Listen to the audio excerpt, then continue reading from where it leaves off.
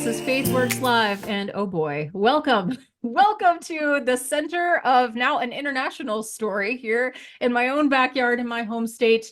I guess it's good to be known for something. Everyone is watching Iowa. We just happen to be here. And so why not? Why don't we turn our magnifying glass and our critical thinking skills on? We're going to talk about education. We're going to talk about some big failures of leadership. We're going to talk about accountability and what that looks like going on in Des Moines public schools right now, and how that applies to anyone from wherever you're listening all across this fine country, with my friend and soon to be yours, Teri Patrick. Teri, it is great to have you with us. Teri is an advocate for education and accountability, both of those things, actually. She is with Moms for Liberty as well. You also have a role in our state legislature, which I don't know if you get enough props for that, because you do a lot of the heavy lifting over there. Teri, why don't you take just a second and talk about why these particular issues matter to you?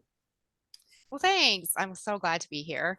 You're right. I was in the state legislature. I was a legislative clerk for Representative Samantha Fett. And so, as you know, it was a fascinating legislative session, and we had Mm-hmm. lots of great bills come through, and we saw quite a bit of success there. So, I've been with Moms for Liberty since the beginning. We all call ourselves the OGs, kind of there in the beginning since 2021. And I play the education chair role. So I do a lot of research, and I'm really that go-to person when it comes to deep diving and trying to take complex topics and kind of break them down. So, Mm-hmm. And you're um, so good at that. I just have to say, like, that is a special God-given skill set to be able to look at all the details. A lot of us are good at the broad brush strokes, but when we have someone like you that's willing to dig in and get the research and the details and get sourcing and figure out where are these numbers coming from and how does it compare, that is a blessing. So thank you for being no, on that wall for all of us.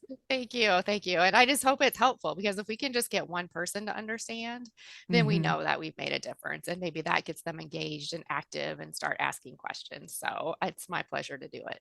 Well, there's many questions to be asked. I can ask a few of them, and then you can help educate us on what's happening here. The case, if for someone who hasn't heard, centers around the largest school district in our state, which is Des Moines Public Schools, and it was discovered rather dramatically for those of us who didn't know that the superintendent there, who I just want to bring up every time that I talk about this, has a taxpayer-funded salary, which, including amenities, was almost $300,000 a year. So a tidy sum. And that means that all of us are able to speak into and have an opinion on what is how this is being conducted. It was discovered that Ian Roberts, was in the country illegally. And not only that, but he had a criminal history, and that this apparently had gone on for some time. He did have a final deportation order. And because he had not complied with that and was, again, here breaking the law, he was arrested and he was detained and by immigration enforcement, by ICE. And that touched off a firestorm. Not only that, it was also dramatic in the way, like, I can just picture the Cops episode or the movie version of this with the Right. drones from the helicopter. So if you got that in your Yeah. visual frame of reference, because he was stopped by the police at the school, at school property, as I understand, or he was in a car that was school property at He was in least. a car that was school property, And correct? so when the law enforcement came to confront him, he ran from law enforcement. He also had a gun and knife and several $1,000s in cash in the Yep, vehicle. So yep. that kind of helps to paint the picture of what happened and how it all went down.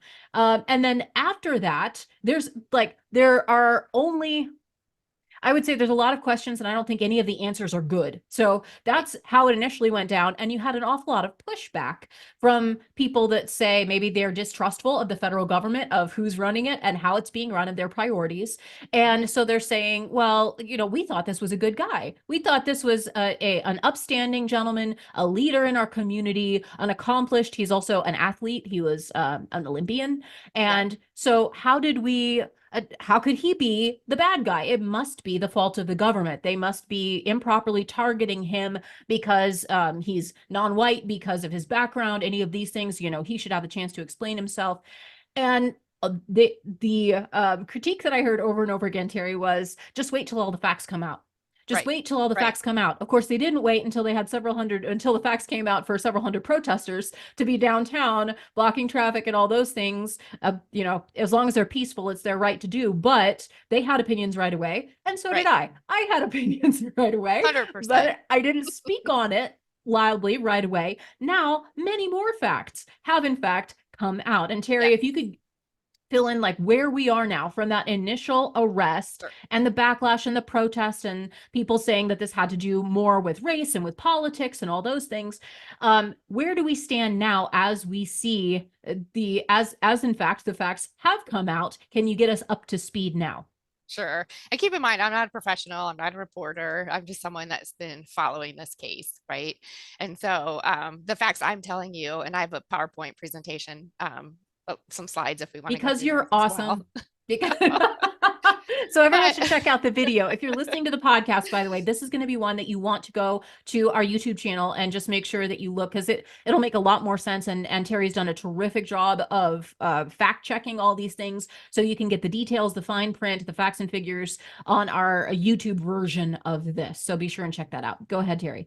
yeah, so I think where we're at is I think we're at the finger pointing stage Oh, where goody. everyone's trying to blame shifting. Sure. I Yeah. think what you've heard is you've heard the school board initially say it's not our fault, it's the fault of the Board of Educational Examiners or the Iowa Department of Education.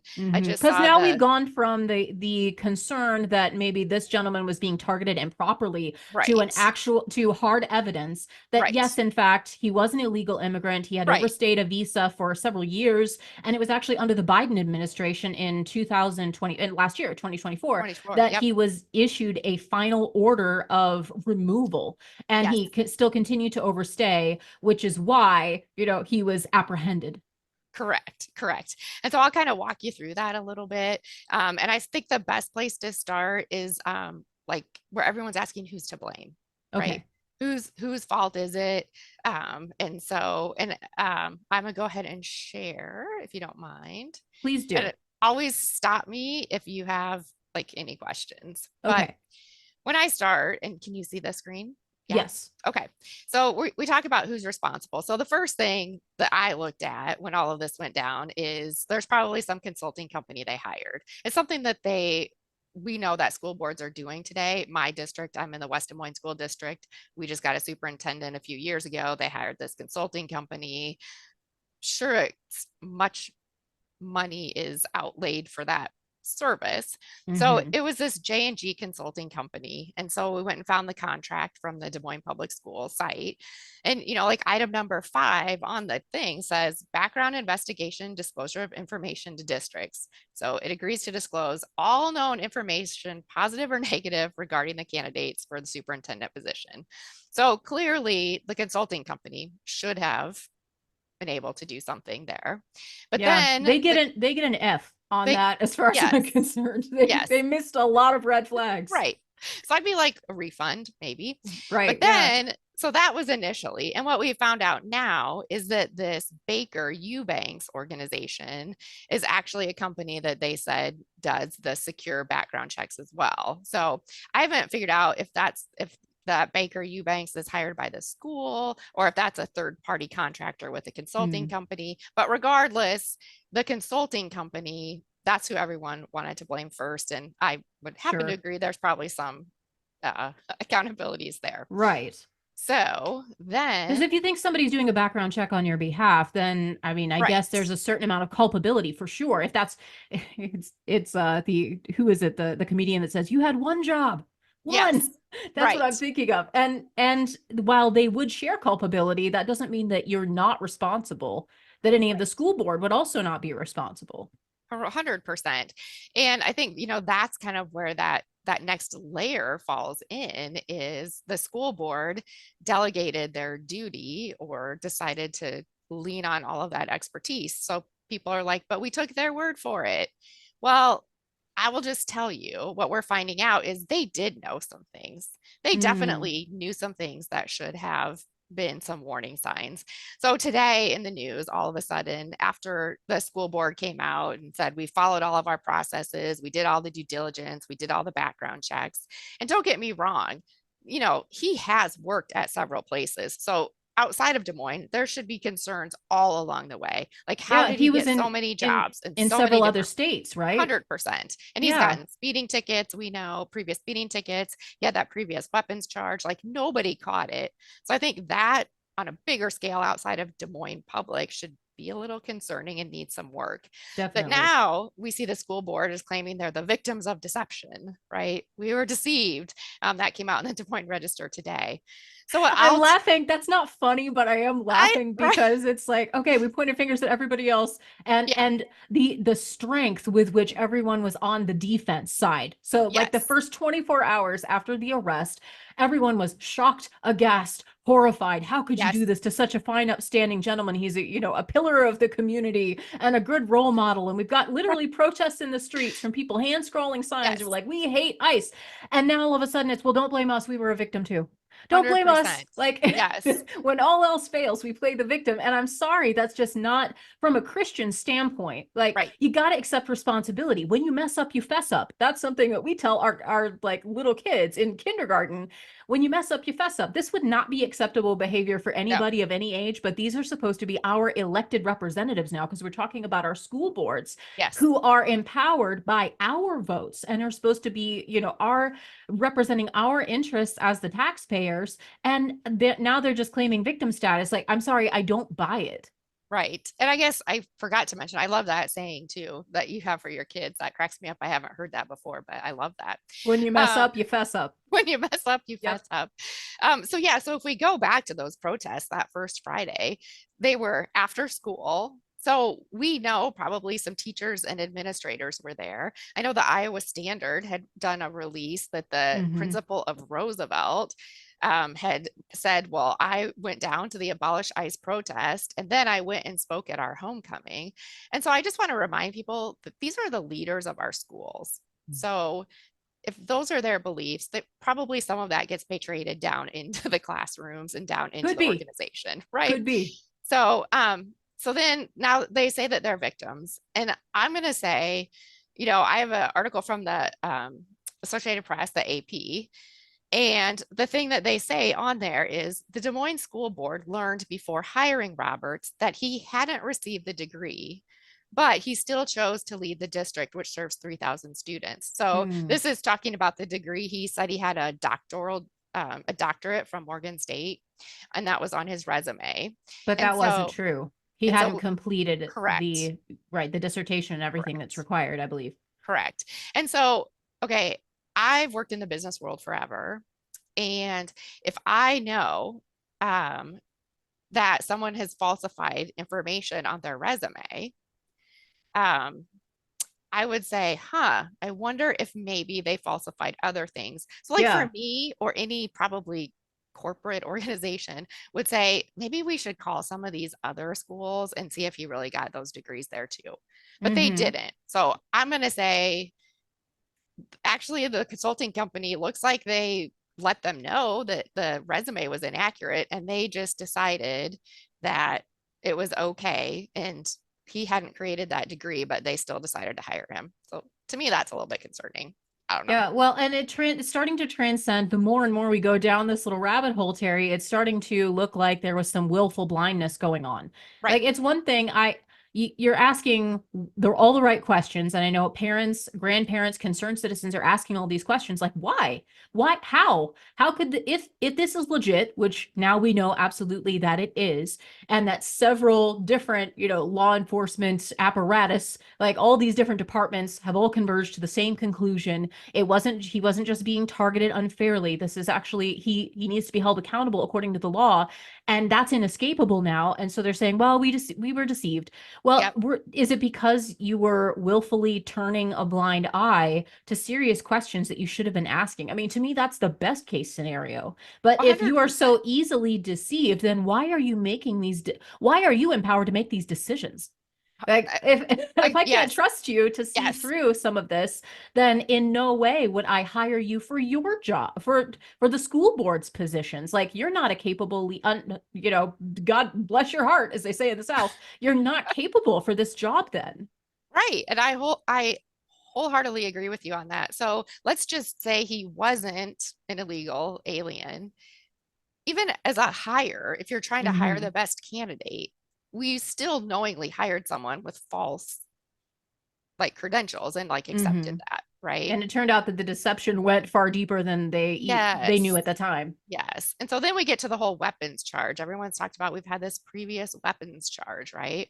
Hmm. Well, come to find out that he did disclose during his comprehensive background check. That's where we found it was that Baker Eubanks organization that he had a firearm related charge.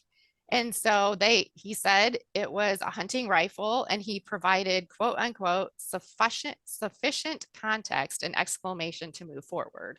So they knew about the prior weapons charge They and they're knew. like, okay, that's Yeah. okay. Ah, it's all good, right? So that is concerning to me. The And guy with a gun. then, Sure, that works. right. So then we talk about the previous school district he came from, which was from Pennsylvania. And in that school district, um, he started in West Des Moines, in Des Moines. I think it was July 1st. And at the end of July, it says news of late July in 2023, Hmm. the school was notified that there was a lawsuit that he was named in from his previous district. Oh, wow. Okay. And so, yes, he'd already been hired, but they extended his contract. Like he got a 3-year contract extension. So all Hmm. of these things adding up, and we're still saying, no, all is good. So I Do don't we know know that why he was being sued in Pennsylvania then? we do. I think I get to that a Okay, little bit later. perfect. Well, I won't Um, ruin the surprise then. Let me just make some popcorn. Keep it up, Terry. Terry Patrick has these awesome she brought all the receipts, ladies and gents. So again, if you're listening to this podcast version, you really have to go and take a look at the full color sourcing that Terry has done on this case. So check out our YouTube version as well. Don't let me slow your roll, sisters. Let's no, just go that's all ahead, right. go for it. But we're going to get back to that one because Okay. actually, we come to it. There were actually 3 different lawsuits. Like Oh they my knew about that goodness. first one at the end of July, but since then there's been 3. So we'll The get there. hits keep coming They is do. what you're Like saying. Oh, I told good. someone, this is like a Dateline episode or a really bad Lifetime movie. Like Right. It's every day insane. something new is like uncovered. But when Wow. we talk about so when I went back, we go back and say, why didn't they knew that he didn't have the doctoral degree. So why didn't someone call? Hmm. Someone could have called. The Des Moines Register put out the other day, Morgan State University says he didn't receive his doctoral degree. Then you go back and he had said he had an MBA from MIT. That's not true. He said that he got a best principal award from George Washington. That's not true. So, like, all of these things are super easy to check. Terry, And I shouldn't like this is not a sanctified opinion, but my thought on this is that he approached this teaching resumes for again the biggest school district in our state, taxpayer salary, hundreds of thousands of dollars, not to yes, mention thousands of kids and teachers that he's responsible for being a role model for and providing leadership and guidance for. We right, put them all in his hands for the last several years, and he approached the resume writing process like a dating profile. It's kind of like right, it doesn't matter. It just needs to sound impressive. I just need to be able to right, make them believe it. And I mean, was anything was anything he said true? Like this is just an untrustworthy report. And like you said, we have to wonder if like how on earth it's on him for lying. And every right, single lie that he tells, he'll be accountable for. But right. it's also on everybody else and all of these other leaders that were supposed to be on the lookout for truth and have good judgment on our behalf, and none of them caught any of this. Not No, to mention people no, from other states, people who like this man is in a very public position. So 100%. if you see, like, oh yeah, I think there's something, I know I heard about a lawsuit with this guy. Wouldn't Yep, you report that to the people where he's working now, to those school districts? Like, how on earth would you not catch this? right. I mean, anyone probably could have been the internet sleuth. I mean, there's a school board has like 7 people. They could have assigned someone to like, hey, could you go check some social medias, especially after the first doctoral thing was false. Right. Like you have to say, maybe we should dig a little Or a deeper. gun charge, Or like right, Google. right. But they Give believed his story on that. So I'm just, it's just baffling to me. But But you give a high school freshman 10 minutes on Google and give him 20 I, bucks and be right, like, he could do right, your better background check. right. So this George Washington University, he listed himself, George Washington University, as its District of Columbia Principal of the Year. And I would just say this quote. But a George Washington spokesperson told the Register on September 30th that the university has no record of awarding such recognition to DC principals and did not present this award. It doesn't exist. So He I made it up. just made it up, right? Wow. So I'm just wanting just to point back that there were tons of warning signs. I think anyone in any normal industry would see some falsities and maybe call previous employers that are listed. Well, and again, all of this would be just the height of folly and unfortunate, how did we get bilked? How did we Right. get duped? All of that, except for the fact that there was such a full-throated defense Yes. of him at the beginning. It was not Yes. something where we said, "Oh, well, we really need to take a step back." And there have been no mea culpas. There has been no, recognition of all of this of accountability. Now the school board is claiming that they're victims. Again, I think that's worth remembering that at first, their first instinct was to say, "Well, everybody else is wrong. Right. The federal law enforcement is wrong. We hate ICE. We want to abolish ICE." I was seeing signs about how you have to crush Yep. ICE. Like, I like crushed Right. ICE, just like nonsense. And it transit talk about divisive rhetoric. Like, that was the immediate knee-jerk response about what a Yes. great guy this is. So where are all those people now that the facts have come out, but curious silence? I think that's worth noting. Please It go ahead, is. Terry. It is. Or claiming victims. Like I just don't feel like they were 100% duped. So now we're getting to your favorite part about Yes. tell me about that previous school district. So I just want to point out a couple things here. The Mill Creek School District in Pennsylvania has 6,500 students and 10 buildings. Okay. Okay. It's located in Erie, Pennsylvania. I think that's That's important to sizable. note. Yes. Yeah. And he was making us, it looks like he was making a salary of about $183,000 a year. So even Okay. coming to Des Moines, he's like got a huge pay increase. Yeah. So in just the last 5 years, he, from American taxpayers, got about over $1 million in superintendent salaries, plus 400,000 to settle 3 lawsuits accusing him of hiring women over men while leading a Pennsylvania school system. That district could not verify his credentials. I thought I saw something right before I came on that they might be thinking about suing as well, but still paid him $183,000 per year plus benefits for 3 years. That's So there was insane. an $87,500 lawsuit to end a claim of gender discrimination that was paid out, So they settled. $66,000 deal to end a discrimination case. And then, so I think in total it's, going to be over like $400,000. So So he's costing them an yes, additional $400,000 to yes, settle all these lawsuits of yes, his claims of bad yes, leadership, basically of discrimination. yes, Wow. And that was in Pennsylvania before he even got to Iowa. 100%. And so So the reason, how would all of that not come up on a background check? yeah, I'm not, well, and it depends when those lawsuits were. And I get that stuff is maybe behind the scenes. That's I don't true. know. And that is something to note, and something actually was I was talking to my husband because we own a business, and so we go through background checks. It's required in our industry that we go through background checks for all of our employees, and sometimes it can take a while for, let's say, a particular case to be settled, to be adjudicated, and then it shows up on your background check once everyone does all the paperwork. So there can be a bit of a discrepancy Yes, between, somebody was charged with something, then they go through the case, it can take months, and then they update everything on your record. So there could be some grace given in the middle of that, but now we're talking about several years. So, well, at least a couple of right, years. So if they hire right. him in Mr. Robertson 2023, and now we're in 2025, I would think that his records would all be up to date now. So that's just something to consider. At the Right. very least, you could start Googling his name,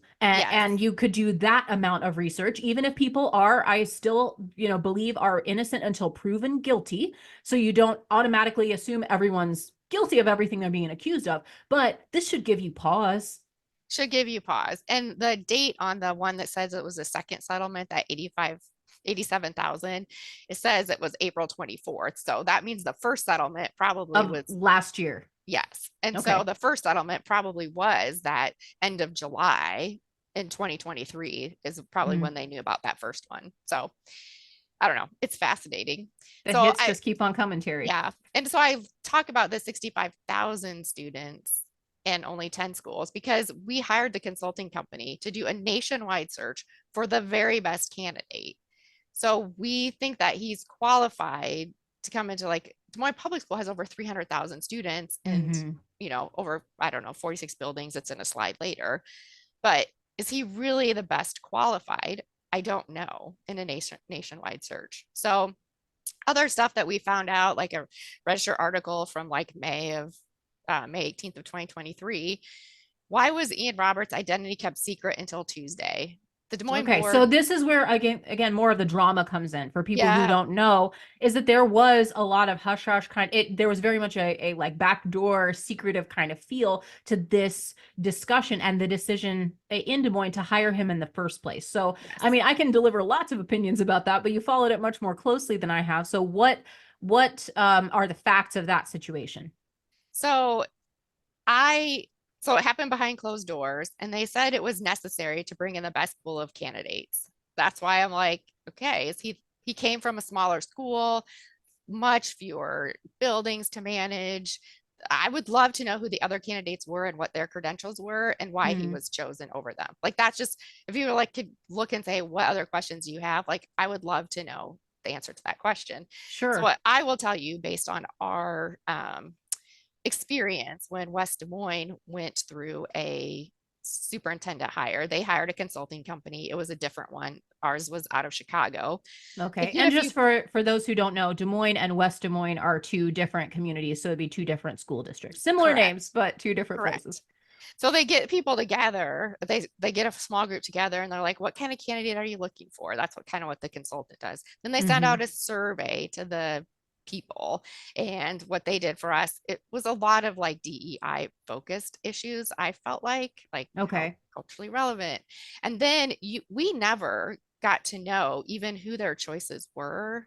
So Hmm. ours was kind of the same way. And this article states education advocates say choosing a superintendent behind closed doors is a growing trend. And I will say it is. And I will say to that, that's where we need to start demanding more transparency. Like, Hmm.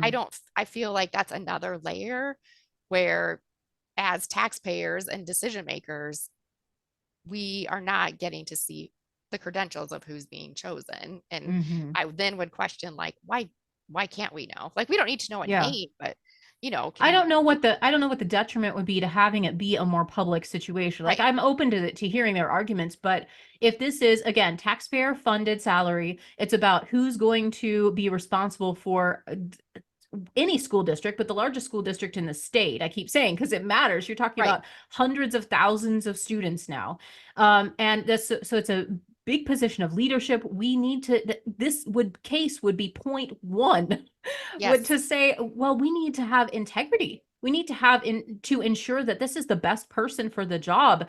And whatever else the school board did, they did not select the best candidate for the job. That right, cannot be right, true based on all the evidence we have, whether or not he's guilty of all these various things, various accusations the courts can adjudicate. But he could not have been the best candidate for the job if even half of these accusations are true. correct. Correct. And then the article just goes on to state that he got a salary of $270,000 base salary. A 14% of his annual salary is put in a tax sheltered annuity and $600 a month for car allowance. And then a category called reimbursement for all in district related travel. So, all in what, $315,000 It's a good gig if you without, can get it, Terry. it is like, I wish my employers would have put like 14% of my annual salary in a tax sheltered annuity. I mean, that's pretty impressive. And I don't know if that's, a state standard or if it's based on your seniority. Hmm. I'd be curious, but anyway, I didn't go down that rabbit hole because there were so many other fun ones. Oh, Um, sure. and then, of course, I had mentioned that they gave him like a 3-year contract extension. So, and I will say that that Des Moines Register had published an article just at the beginning of August listing like the highest superintendent salaries in our state. Mm-hmm. And his isn't the highest. His I wondered that. is maybe, I don't know, I want to say 15th, or I don't know. It wasn't one of the top 10, I don't think. Anyway, the highest paid superintendent comes in at a little over $405,000, I believe. So Still in the metro? in Cedar Rapids, actually. Okay. So Interesting. So that that was sounds interesting. like fun follow-up questions for another episode. Yes. And If we're so, talking about accountability, just right. And curious. just taxpayer money, right? Sure. Like those positions are, really well paid positions. And Mm-hmm. so when we talk about spending and funding and how come our property taxes are like, I'm just saying, I don't think most people know that's the kind of salary superintendents make. So just a fun fact. That is awesome information to have. Yeah. Thank you, Teri. I think that that can lead us to all sorts more fun questions Right. and investigations. So then I wanted to say, okay, he's the best candidate. How does it compare with his previous district? So I just looked up some stats. Des Moines Public School certified enrollment is about 30,800. That was for the 24-25 school year. And they have like 65 schools. Mm. And so then I was like, so let's talk about proficiencies as well. So when I looked up on the Iowa Department of Education website, their percent proficient in science is 44.33%. Percent proficient in math is 47.77%, and Mm. percent proficient in English language arts is 52.1%. So I say that because what we saw the other day was all of the high schools, and I even believe I saw reports some middle school students did too, walked out of class to protest his resignation and the whole ICE detainment. Mm. So during school hours, probably these kids should be in school. Yeah. So it's super concerning. And I think it points to how do we get to that place? Well, my guess is we're teaching a lot of civics activism in our social studies classes, how to be an activist. And this is one of those ways that I think we're starting to see it demonstrate itself, where our kids are coming out almost Mm-hmm. radicalized. So, Yeah. Well, um, and obviously they have their opinions somewhat formulated for them. Not to say that kids right, can't think for themselves, but they're being highly influenced. right, So if that's the case, not only is that rather inappropriate, I I would say, but you also have to look at the fact that the kids can't read. right. If we're talking about they should be, they need all the help they can get. The kids deserve better than this. Yes, Terry, that's my main thought over and over again. You know that I'm like the weird homeschooling mom that lives out in salt of the earth, Iowa. Like we love our life, but we love all the kids in the public schools and Christian schools and private schools and all of that. Every single one of them deserves better than this. yes, Better than yes, someone who is openly lying over and over again, who apparently, allegedly disrespects the rules of the country that they're in, that is deceptive, and that when they're called to account by law enforcement, decides instead of facing the music and pleading your case, to right, run with a right. weapon. Like never good. Like Like I never think run for there the was a cops. canine. Like I think he ran into some bushes and they had to get like the canines to sniff him out or find him. It's So, in the whole situation, the fact that he was painted as the hero, or as the unfortunate victim, when now clearly he was being willfully deceptive, not just in our state but in other states previous to this, right. and he is guilty of federal felonies. Like this, again, our kids deserve so much better. And I know that you are well versed on all the stats in this. Let's talk a little bit about, again, the performance of the schools, why this matters, because it's not just about one person. It's about that the students are being used almost like foils to Yep. further certain political agendas, instead of them actually being taught that the reason you send your kids to school is so that you can learn to read, to write, to do math, to think, to become Right. good, productive members of society. I mean, I don't think they have, again, one job. They have Right. one job, and it's not going well. It's not going well. So what's even more fascinating, because I was talking about this even before all of this went down, is that the stats just came out.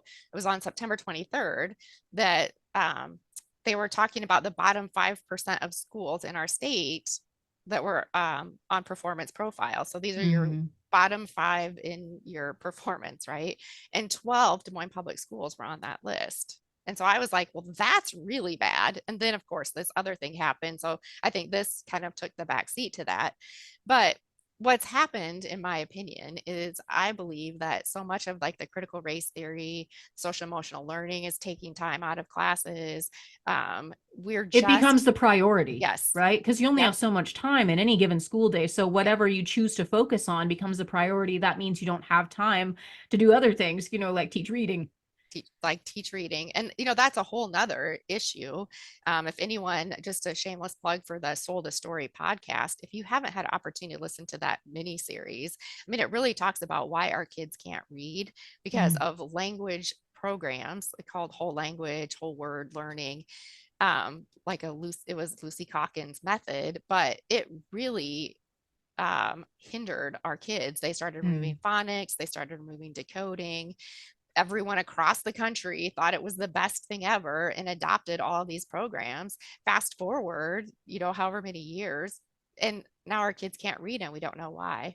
mm. So thankfully, we've seen efforts to move back to like the science of reading and the science of learning.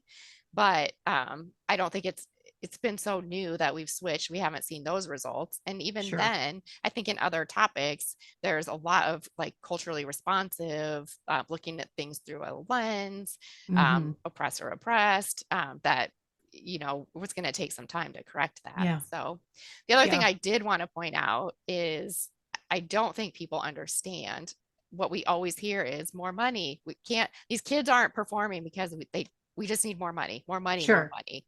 So I will say the state gives over 50% to education if our tax dollars goes to education. Yeah. Over It's the 50%. single largest line item in the state budget Single for, largest for the line state of item. Iowa. Yes, your property taxes. I look at mine again. I think another transparency thing. I'd love to have a nice breakdown of where all my property taxes go, but I would venture to say 50%, depending on your county or whatever, goes to your public schools. And so, what does that mean? Well, if you look at even in our metro area, and then we included Cedar Rapids as well, but they're spending an average of like $19,000 per student in our public school system. So Des Moines Public last year spent $21,144 per student. Okay, that's more than a college tuition, Mm, I would venture to say. And I don't think yeah. people know that either. So when we talk about tax dollars and we talk about, where is our money going? Like, Yeah. I think throughout this, I've heard people talk about forensic audits. I think forensic audits need to be done on several of our school districts because I don't think we really know where the money's going. And I think we Mm, need to identify what can be cut rather than continuing to ask us for more money, right? sure. I think we need to Yeah. look at, Let's see how to be effective. right, Because like, right now it's not. Again, remember your purpose and remember your goal. And if we're spending this much money and we've always got our hand out, we're always like asking for more money. And every time it's the epitome of failing upward, right? yes, Because no matter what, you're like, okay, well, the reason we're failing is you had just haven't given us enough money. So if we give you more right, money, then that'll work. Suddenly that'll work. I'm like, the right, kids can't read. And right, so it's not working. Like they right. deserve better than this. Surely we can all come together on the same page. Parents, grandparents, teachers, everybody, school administrators. Like if you're looking at a failing system, it's failing the children, which become, the next generation of everyone in our society. That is America. And Yep. if we can't do a better job of preparing them for life and equipping them and enabling them to think well, to think critically, to be, full rounded members of society that know what's right and how to do it, then there's no point. Like that is the very reason for schools to exist. And I think even if you ask teachers, I'm just going to say, I bet teachers would be like, we despise Common Core. We have too much paperwork. Some of the programs that we are having to teach are not working for the students, Yeah, right? they have to know. I'm sure many of them Yes. are frustrated with how ineffective the system actually is and feel like they're up against it, like they don't have the freedom to be able to actually teach kids because they're so busy working on other either political agendas or hamstrung by ineffective administration or whatever Yes. that might be. Oh, and that's another point too. When you look exponentially, the administrators in schools, the number of administrators has grown enormously, whereas the teachers and the people that are actually working with those kids is not growing. Who are not So, getting, multiple right, hundreds of thousands of dollars a year, by the way. right, Like, right. just Because putting that in the suggestion box. yes, because those administrative positions, people are like, well, maybe teachers, don't make enough money. Well, let's look at the overhead and let's look at some of those administrative expenses. And I'm like, why are some teachers not saying, seriously, like we have superintendents that make X number, or like we Hmm. have a DEI executive. Well, since Trump came out, he doesn't call himself a DEI, he calls it executive director of culture and access. But I mean, I'm thinking that's like a $200,000 a year position. So I just think if people understood where some of that money was going, then we might be paying more attention and saying, Mm. maybe that narrative of schools just need more money isn't true. Maybe we need to look at where some of the waste is and start dealing with that first.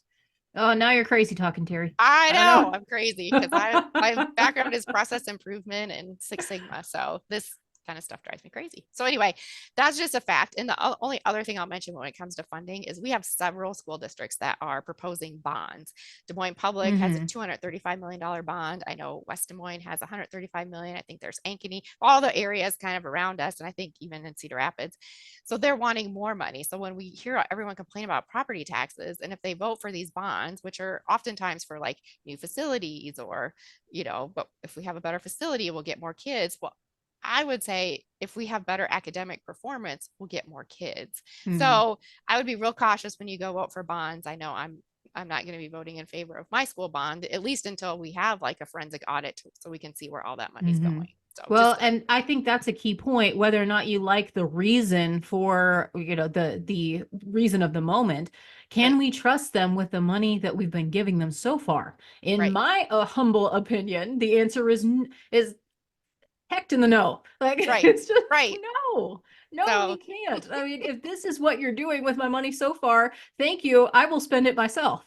I exactly, we can exactly. hire, we can do better than this, We surely. right.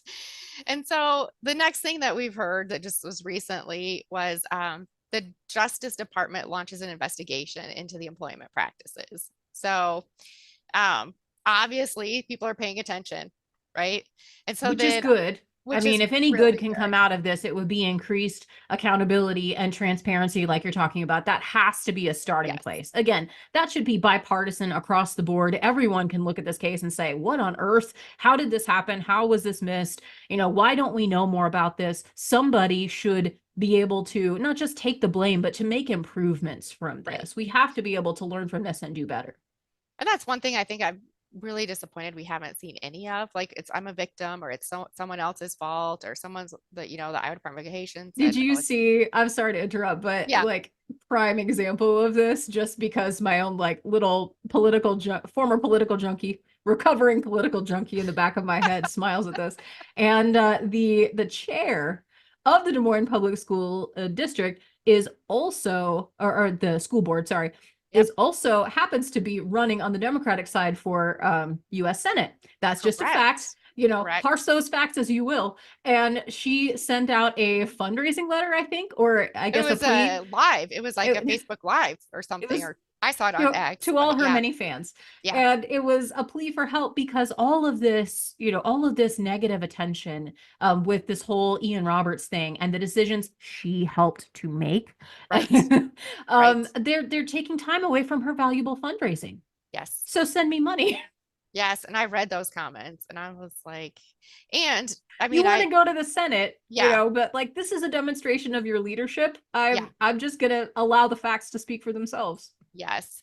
And when we talk about hiring practice, like she works for a company, and I didn't put this in my presentation because I figure everybody already knows, but she has a company called Horizons and she was a former worked for Michelle Obama. Like I think everyone knows all those facts too. Those are just fun tidbits to throw in the mix when we talk about Sure, a just situation like it's a this. fun profile. Right. Just FYI. So Yes. so when we talk about this Department of Justice, I don't know if anyone follows Defending Education. It was formerly called Parents Defending Education, But they had done a deep dive in like February of 2025 on some of our practices Mhm. when it comes to hiring. Okay. And so one of the things that Erica Sanzi had put out in a tweet was the guardrail for the costing by strategic objectives. And that third guardrail says by 2030, 40% of teachers and leaders will be people of color at the expense, and they cost that at like $180,000. So when I Okay. say we need like some audits, I think we really need to understand that I don't think a lot of people know that we're putting that much investment in deciding who to hire based on how they look, which Right. Which, is I mean, anyone should object to that. yes, I have to say, like, I'm sorry if this is a troublesome or an obstacle for people's thinking based on your own experience or your own, preferences. But the truth is, we need people who are qualified. We need people in positions of authority who are people of integrity, who, and I mean, let's just get Exodus 18. We need people of integrity who hate dishonest gain, who know that they are accountable not only to the people, but I dare say also to, their creator. yep, Just putting that again in there, that's a good thing. We need good, solid people. We need qualified people. We need solid educators. We need good leaders, people of good character and integrity. That matters way more than, any outward appearance, honestly. And right. if you're only judging by the outside, you're missing the all of these key, like, how on earth can you tell kids that their character matters, that their character is important, that they should be developing these solid virtues and knowing and doing what's right? That's what a school is supposed to tell you, by the way. It's supposed to Right. help educate you and all those things. How can we then say, yeah, but what really matters is what's on the outside? What really Right. matters is what group you represent. What really matters is the politics behind, this calculation or that calculation. It's hypocrisy of the worst kind, and it is twisting kids' minds. It's destabilizing our society because of, I mean, it's just discrimination by any other name. It is. It is. And people didn't talk about it for a long time, but I think now, we're starting to speak up and say, don't you understand? This is actually It's discrimination. not empowering. It's the opposite of empowering. Right. And I know I'm up on my soapbox, and I'm sorry, Terry, because you got a PowerPoint to No, get through, no, but you're good. it's very important. And I'm coming off a couple of weeks now of some backlash after Charlie Kirk's most like controversial statements. And all of this comes in line. I think people looking clearly at this situation to say metrics should be based on merit, on accomplishment, on excellence. Those are the things that we should reward. Those are the things that we should be teaching our children to strive for. And those things have nothing to do with your background or how much money you have or your skin color, your appearance, your height, your like anything. What matters is how well you apply yourself and use the gifts God gave you. How well can you be excellent at what you do? That should be what we're striving for. That should be what we reward as a society. And I think that will be best for all people, for all groups, for all backgrounds. It doesn't that should not keep you down, and that should not be the first thing that we notice about anybody. That's not Yep. a dignified or an empowering philosophy. It's actually doing just the opposite. I think rewarding excellence and teaching kids that they are capable and that they can be excellent at Yep. what they put their mind and their interest and their time into, that they can work hard and achieve. That is the great equalizer. That's the thing that will give them dignity and purpose and power. Amen. Like That's perfect. what I got. You said it so So we perfectly. as adults have to be living by that. We can't then say 100%. that out of one side of our mouth and then try to reinforce all these artificial standards that are based on things that do not matter, on Yep. outside appearances more than on excellence of performance or objective metric. Yep. Because, if you have, it's an unfair standard. And again, from a biblical standpoint, God does not show partiality. God hates unfair standards. He says the same rule should apply to everyone. This is consistent throughout the entirety of scripture. He says, don't show partiality to rich or poor, or to your native born versus foreigners. Don't show like your neighbors or, your enemies or foreign nationals. Like, all of his laws apply across the board. And that's how we should be thinking. If we want to think biblically, just speaking Yes. to my own crew Yep. here, if we want to think biblically about these things, justice means not showing partiality or favoritism, but that everyone can be held equal under the same fair laws.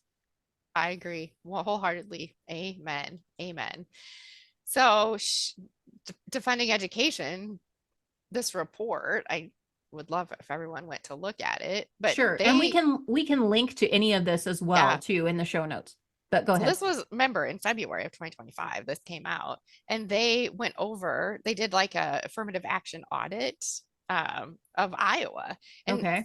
I put this in here because it's not only Des Moines Public Schools. They list Hmm. other schools that have affirmative action plans that probably need to be addressed. So if the Okay. Department of Justice is going to be looking, I would hope they would audit a few more of these policies. It So couldn't hurt. I'm just going couldn't to say it hurt. couldn't hurt at this point. Like, Couldn't let's hurt. just see. Let's just Yes. kick the tires and see what we find. Right, because I went to a meeting in my district. It was, I don't know, maybe it was 2 years ago, back in the thick of when I was advocating for better schools. And the DEI guy at the time had said, we need to hire this many people of this race. They published it on their website.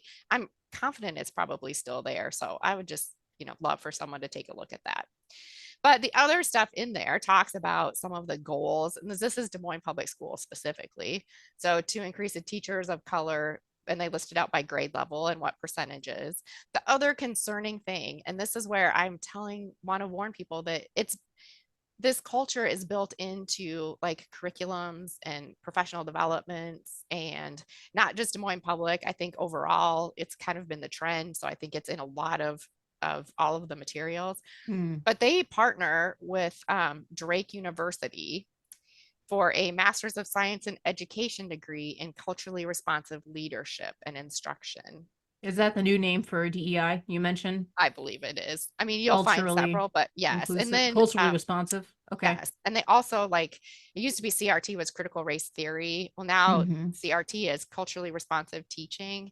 So it's the same thing. So don't be swayed just because they rebranded the Good name. marketing. Yes. Got to give them that. Uh-huh. And frankly, like it all sounds good to say we want, again, to It be does. relevant, to be culturally responsive, to take in Yeah. all that into account and to see people as, their combination of their backgrounds and the full, like the human experience. That is a beautiful thing. I would say that's a God-given thing. God Yes. gave each of us a beautiful variety in our backgrounds, in our family history, and our ethnicity, all those things. You can absolutely be proud of and represent all of that. What you cannot do is then take that as a snapshot of everything that you are and say that, well, we 100%. have to play this great judge and equalizer and say that because you look a certain way, then you are this thing. And either Yes. you're worthy or you're not based on your skin color.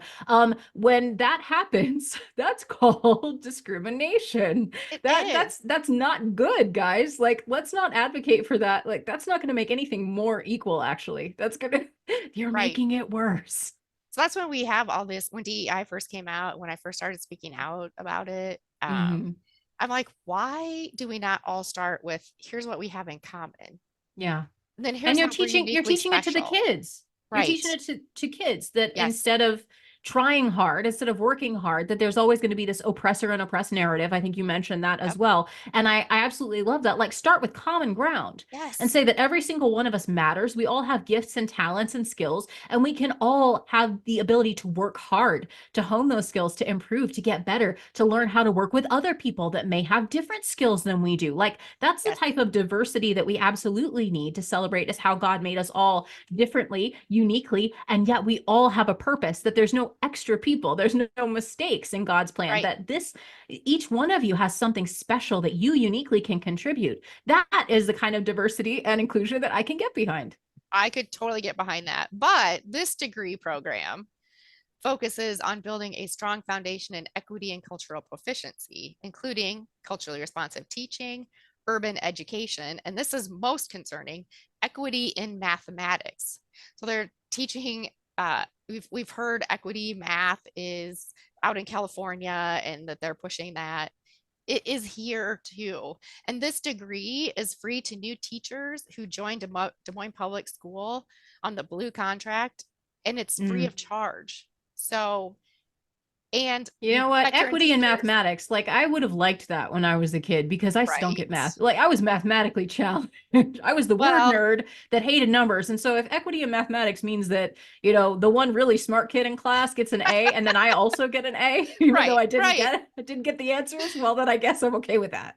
100%. And so then they have this other, Facetious. I'm being it is, facetious, guys. But that's sometimes how I tried to teach, my kids about socialism. Like you'd be like, okay, you guys are gonna do chores. You can sit on the couch, you do all the work, you'll get $20 for, but then you have to split it, even though one person didn't do any of the work. So Hmm. all of a sudden it kind of clicks with kids, I think. Sure. But then they also have this Dream to Teach program, which is an activity that aims to establish a supply line of minorities into a profession where they are underrepresented. So you examine history of education through a social justice lens, systemic injustices, the laws and policies that influence people of race and ethnicity. So these are what they're training our teachers on. And these are Yeah. like in this report. So Hmm. Which I again, like I could see from the other side why a lot of this sounds like it could be beneficial, or it sounds like it could be adding to things, because we want a full view, we want a realistic view of areas where maybe there are some injustices. So I can hear some of the arguments on that, but what I think we can't overlook is that these are the lenses right, that teachers are being taught, future teachers now, and now they're in your classrooms, are taught to look through all of this. And it is, I mean, at best, it's myopic to say that right, anything doesn't fit inside this lens. That's why we have these weird, like political, strange societal connections now between groups that would otherwise hate each other. But yes, they're all they can come around the table and under the guise that, well, somebody's oppressing us. The victimhood narrative is very attractive to certain people that say, well, the reason I can't get ahead is because 300 years ago I was oppressed, and now right, everybody around me is also oppressing me. Help, help, I'm being oppressed. If for any Monty Python fans out there. It's not a productive way to live life. We have to look at the situate at facts around us and be open-eyed, be honest with one another. So if there is injustice, let's fight it together. If we can right. all see it, then absolutely let's do that. But you can't look at every single system in your life and say that, well, the reason that I can't do well on this math test is because I'm being oppressed or because there's some discrimination, unless there's proof. If there's evidence that you personally are being discriminated against, then absolutely let's talk. But if all you're 100%. doing is seeing it through the lens of systemic injustice, I mean, it's like the Abraham Lincoln line that if you look for the bad in mankind, Yes. expecting to find it, you certainly will. Yep. And the same thing is true in the opposite way. Pollyanna taught me this, that if you look for what's good and what you can focus on to be grateful and all those things, then what you focus on is what you move toward. It's what Yep. you Yep. see. It's what you look for. And I just think there's damage to society and damage to, again, the next generation of society. We see the fruit of that worldview. So I think it's valuable to know this. Thank you, Terry. No, and I guess that's all I have. But um, so what I will say then, and I think this gets us to this great point of a lot of the stuff that we're seeing in our schools is happening in our colleges of education, right? There's the whole It's long coming from march through the somewhere. institution, Yeah. right? And they've done that.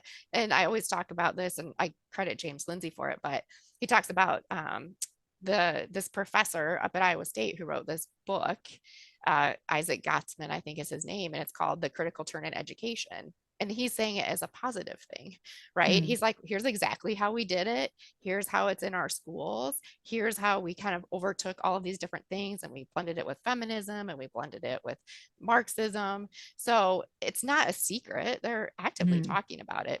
So I just say that to say, parents, understand what's going on. So our next step, I think that I would go Yes, what like to can we mention. do now that we Well, understand this many-headed hydra of major issues, all of which are influencing our kids every single day? And poor little, right, Jimmy and Susie, they've got no defense right. against any of this. So what can we do other than, I would advocate looking at educational options for your children, I would homeschool, advocate private that. school, Christian school, Yeah, any of this. But as you point out, Terry, the majority yeah, of kids are still going to be mired in this public school mess. It's riddled with corruption and integrity issues, to it say is. the least. So where do we go from here? How can we take steps to improve this? Well, first I wanted to say, I saw a thing today. I don't even know what it was on, but it's like, it was a news article. It's like, we have confidence they're going to pick a better superintendent this next time. And I'm like, hmm. So I just wanted to Why? point, right. And so I Based just wanted on to point what? out, I didn't get on a slide because I didn't have time. But the two superintendents ago, I think was Nancy Sebring, and she Hmm. left early to go teach in Omaha. And they come to find out she had all these inappropriate texts, sexual texts during school hours that they uncovered, right? Oh So then there no. ends up being a lawsuit. I The didn't know insurance, that. oh yeah, the insurance pays. So still, if the premiums go up, taxpayers still pay for it. But anyway, so there's a big settlement because the emails got leaked and she said they shouldn't have.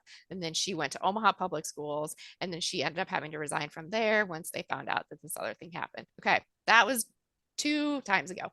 Then we had Ahart, who I don't know if anyone remembers, but because of the COVID fiasco, they let him go in his contract a year early. Okay. They paid out his contract. So I wrote the numbers down. He got $306,193 in salary, $7,200 in car allowance, kind of like Ian Roberts gets, and then $84,019 in his 401k tax sheltered annuity money. So we're paying that for a year while we're paying a superintendent. So now we have a track record. Then we hire Ian Roberts, and clearly that has raised lots of concerns. Right. So when I saw that person say, I have confidence they're going to pick a great person, I'm just like, well, I don't know. It's And our year. it's our year. And like even in baseball, it's like 3 strikes and you're out. But Yeah. the other Yes. thing I will say is we hear people saying that he was a great for the schools, he was great for the kids, he had great. I saw an article and it proposed that like he was a con man. I mean, through and through. And that's what con men are good at, right? And I do They get you believe to trust them. They get they you to get you believe to in the thing that trust they're them. selling. You know, And I mean, again, allegedly, like all yes, these things can be adjudicated. He has the right yes, to defend himself, yes, but very clearly several courts have said, no, you've messed up in this very major way, and right, you need to pay the consequence for that. And the truth is that he didn't. right, And at the very least, like all of us can, if we can just look at the last several months and those two facts are the only things that we know, then we yeah, know that he's not a man of integrity. Because right, with that $300,000 salary, he could have hired a lawyer.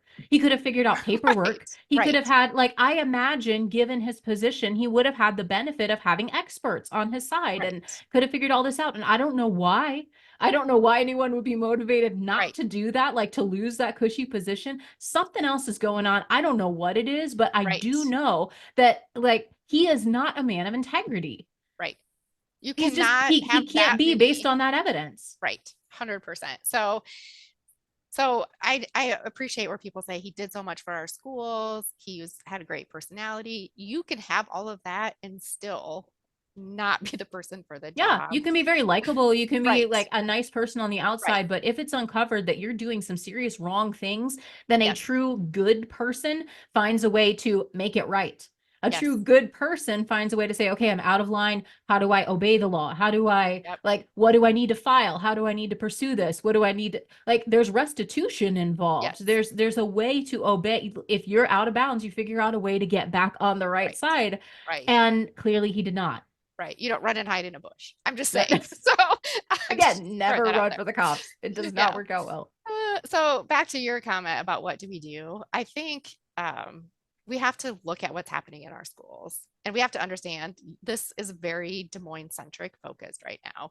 But a lot of these ideologies that are permeating through, be it the affirmative action policies or CRT in our classrooms, they're in every school. That's what I was afraid of. We work with schools all across Iowa, right? I mean, we know because of all of the sexually explicit content that we got in the school libraries, they wouldn't let those get removed. Clearly, that's an ideology that makes you just say this makes absolutely no Again, sense. no good reasons to be No exposing good kids to reasons. pornographic content in Right, their school libraries and to be right, howling like banshees when they seek to have it removed. right, right. And so, That's just my own little personal pet peeve. Go ahead. oh no, I fought that battle and still have some post-traumatic stress through the whole thing. However, Sorry.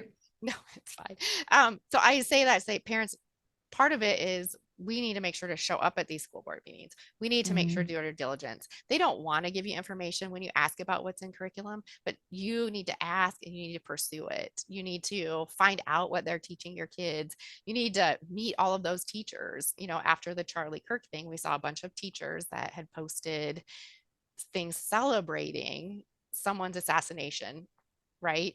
So Yeah. I It's would have unconscionable that they would do unconscionable. that publicly. Yeah. Yes. So I would have expected if my child was in that class, I would be in there that next day saying, this is not a teacher for my student. You need to put him in a different room, right? Like he Mhm. needs a different teacher. He or she needs a different teacher.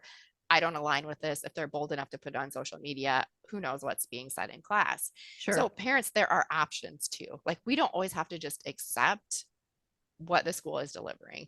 We pay them, it's our taxpayer dollars, and we have some accountability and we should Mhm. be able to hold firm to what we believe. And then to your point, um, it's okay to pull them out and look for other options. There are so many options today.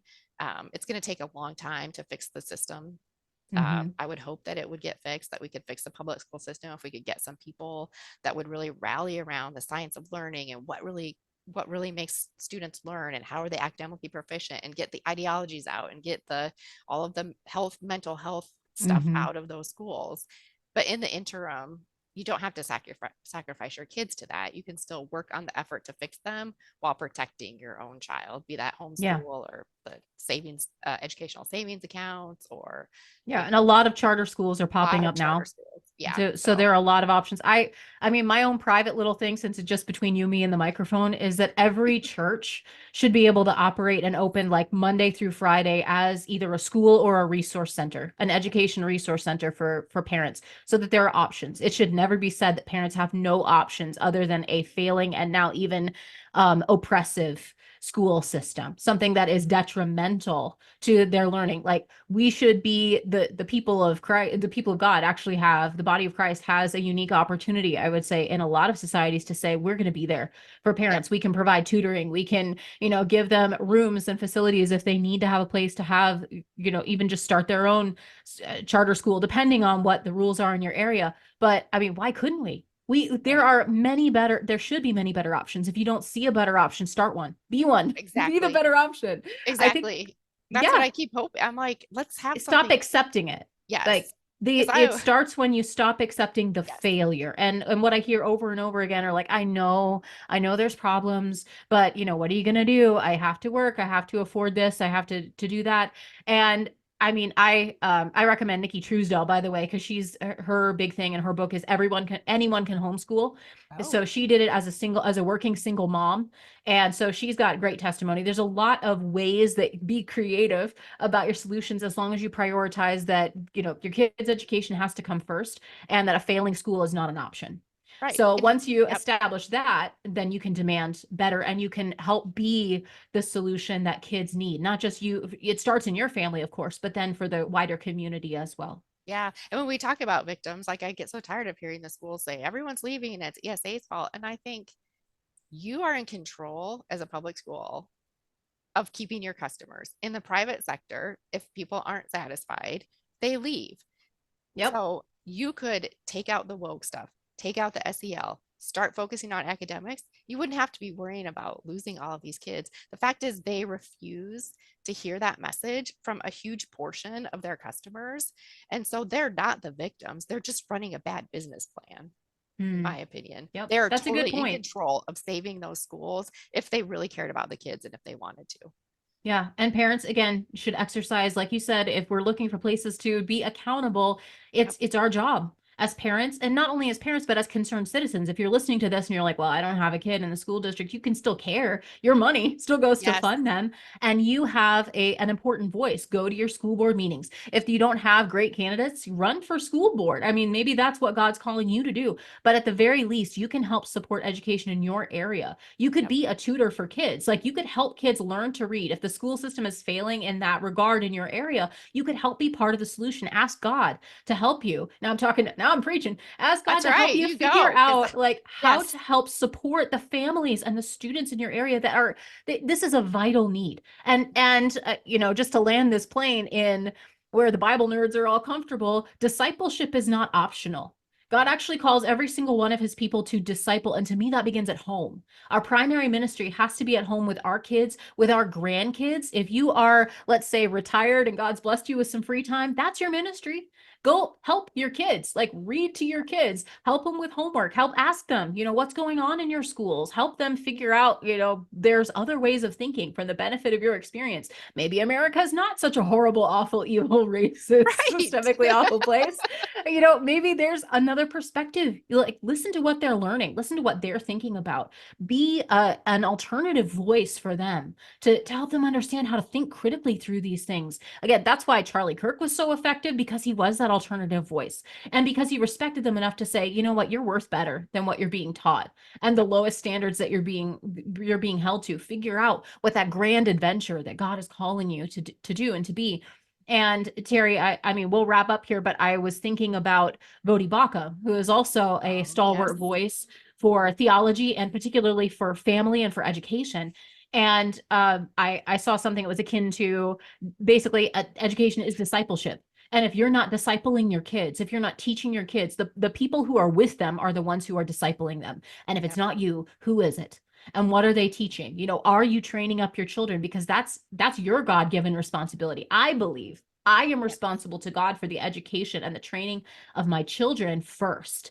And so if you're outsourcing that, you have to be very confident about the skills and the motivations and the character of the people that you are allowing to influence your children in so vital a way. And I guess I can just park that right there. Like, ask God what he has you to do. What is your role in helping train up the next generation, starting in your home, but also in your area, and having compassion for the children in your community as well, because they all deserve better than this. That's right. Amen. That is a great way to land that. Well, thank you, Teri. Thank you so much. Like, you have the God-given gift of research and PowerPoint skills, my friend. So thank you, Teri Patrick, for being our expert source on these things, following this case, and helping us realize that this goes way deeper than one person. It wasn't just one mistake. And the very first thing, like, I mean, I'm a big fan of the biblical term of repentance. Like, you got to start somewhere. If you first, you have to realize this was really wrong. All of this was really wrong. We didn't know better. If you didn't, you should know better, and commit to moving forward in integrity in the future. Accountability and transparency would be great tools to help with that. But I mean, injustice, like, that's what it has to be. We have to have fair standards that are equal across the board. It ought to be transparent for the taxpayers who are paying the salaries. You should have a voice in your process. Make your voice heard. Go to your school boards, go to your teachers, the areas that you have influence over. Start there. That is my humble suggestion for everyone listening. Again, Teri Patrick, if you are interested in all these things, I could recommend that you check out a Moms for Liberty chapter that's near you. If there isn't one, you could start one in your county, in your area, because these are things that are, just moms and grandparents getting together. If you care about these issues, that might be something for you to check out. It could be a good place for you. But regardless, let our prayer be ways that we can be lights in the darkness, wherever that is. And in particular, in education, the kids deserve better. They are our legacy. They are eternal human beings, but they're, like C.S. Lewis said, you never met a mere mortal. They are immortal, and they are, God's wonderful responsibility. They've been entrusted to us to nurture and steward their hearts and minds, and training them up in the way they should go.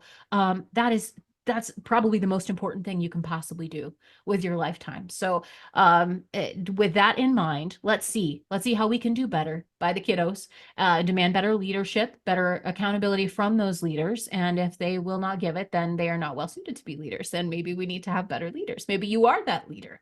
Just a thought. Until next time, thank you for listening so much to FaithWorks Live. Pass this on to a friend. I think this is a perfect episode for you to be able to pause and write notes, and maybe, be righteously angry for a bit, and then come back to it and be like, okay, well, I can process all this information and then go do something with it. Check out the YouTube video. You're not getting the full benefit if you don't see all the facts and figures that Teri laid out. So again, just one more plug. I'll put that link down in the description box below. And until next time, we have a threefold mission, which is to love God, to serve people, and to live free. Thanks for listening here on FaithWorks Live.